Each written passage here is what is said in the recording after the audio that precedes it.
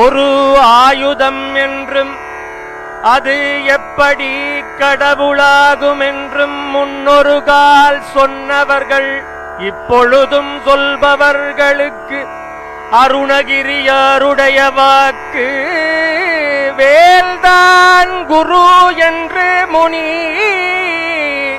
முருகன் தனிவேல்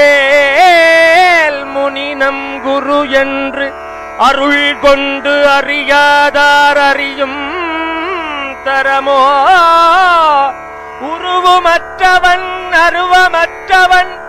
உளதாயும் உள்ளவன் இலதாயும் உள்ளவன் இருளம் அற்றவன்